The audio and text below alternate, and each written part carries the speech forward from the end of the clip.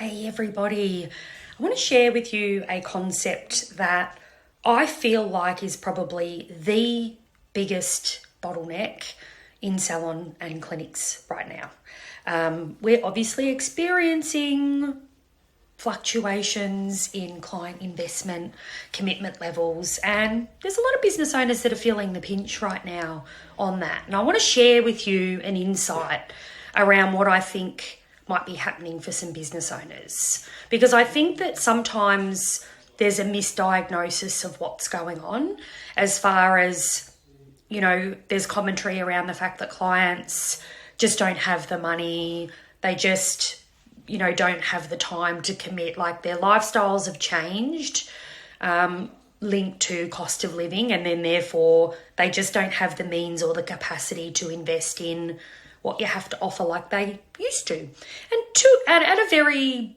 kind of face value perspective, that is probably right. But I feel like there's a bigger issue here, right? And that is the issue of a term that I use called complacent consulting, right? And I'm also a big believer that often the vulnerabilities that you're experiencing in your business right now have probably always been there, but they're showing up more aggressively now because of the difficulties that clients are having in their commitment and their investment at the moment. So they've probably always been there. Complacent consulting has probably always been an issue in your business, but it just hasn't been something that's impacted on your cash flow, your profit, your client numbers until now, when things start to get a bit rocky. So let me talk to you about complacent consulting. So there's a number of different areas by which you can become very complacent in the way that you connect with clients. And I feel like our existing long-term clients are actually at most risk of complacent consulting, because it's almost like their commitment or their investment becomes wholly and solely based on the relationship and not necessarily based on any merit of reevaluation, reassessment, readjustment to make sure that we're all on the same page. And what I mean by that is that when you have clients coming in to see you, all of them have goals, expectations, problems they're trying to solve. They've all got something that they need your help with, okay? Now, sometimes that problem can change, it becomes different, there's other needs that come up during the professional relationship that need to be tended to. But the consultation process doesn't lend itself to keeping up to speed with where a client's at any given time. Now, what I mean by that is that, sometimes there can be an element of, we meet with the client for the first time, we do a really good consultation, we map out a treatment and a service plan, we give them a home care prescription, and we're sweet, right? We're cool for 6 months. That's complacent consulting, right? Because what you need to be doing for every client, every visit, is getting into the habit of reevaluation, reassessment, connecting with the client on, and when I say reevaluation and reassessment, let's say in skin, for example, you're reassessing the skin every single time. They're going through the skin scanner every single time. If it's hair, same thing. You're completing an assessment on the needs of the client, styling and concern related, and whether we've got any traction on some of the, home care or strategies that we've implemented to see whether we're getting the outcomes or not.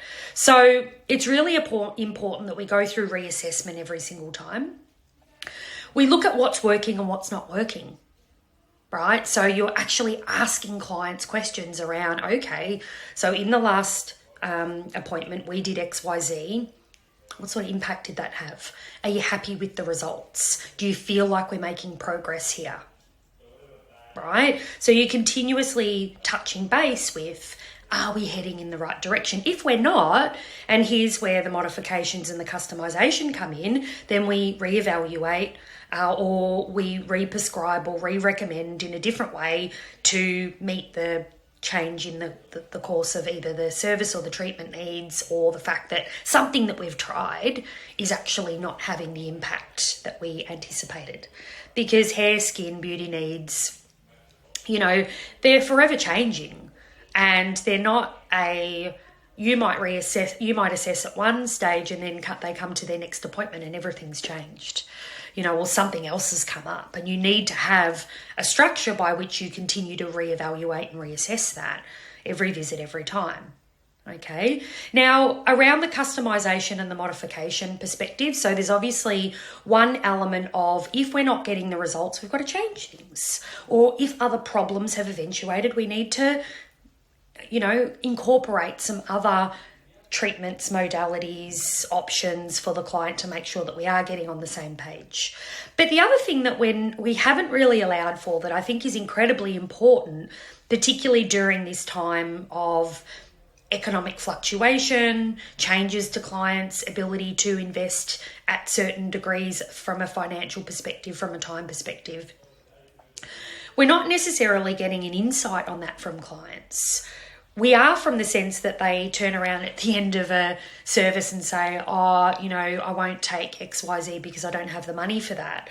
Like, you're getting the pushback, but you're not actually working with the pushback or seeking to understand what some of the limitations might be for your clients during the cost of living crisis. So additional questions that are incredibly important are around things like investment. That changes people's capacity to financially invest at different stages of their treatment or their service plan could change, right? So you've got to be checking in on that. I just want to check, Mary, from a budget perspective, you're okay for me to prescribe what's needed, or is there a limitation that I need to be mindful of today? They might go, you know what, things are really tight at the moment. I can only spend $50 on home care today. Or I just need to be a little bit more conscious of what I'm spending. And it doesn't mean that you don't present the ideal, but it does mean that you present the ideal in a modified version for them. Or if time is an issue for clients, so you would have seen that clients that might have been experiencing 4 weekly or 6 weekly appointments are trying to push those out, right? That you actually treatment plan and service plan and allow for that. Right. So if you've noticed a client starting to can't afford to really come every 4 weeks, you need to adjust the treatment or the service plan that is mindful of those limitations. Right. So consultations and treatments and service plans and home care prescriptions should always be fluid. Right? Your job is to keep reconnecting and re-understanding and reanalyzing and reassessing and asking the questions and checking in and making sure that we're on track, reevaluating. All of that needs to be the constant. One of my most shudder-worthy statements that I've heard, both in beauty and in hair and in skin is, okay, we're just doing the same today, or we're just getting, whatever's been booked in for, and then there's nothing around reevaluation and reassessment. Just because somebody is booked in for a service, whether they've booked it themselves or whether you've booked it from the previous session, the previous appointment, doesn't mean that that's going to be the best thing for them on that day. You must reevaluate.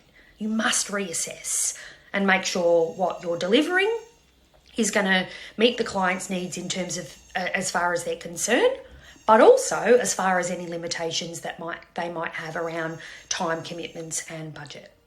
So, is complacent consulting the thing right now that's holding your business back, as opposed to the ever-changing needs of the client? Because the ever-changing needs of the client won't stop, whether there's an economic crisis or not. Your ability is to be able to understand the ever-changing needs of a client and adjust and customise what you're doing to suit those needs. And if you're not doing that, you'll have clients disengaging and walking away.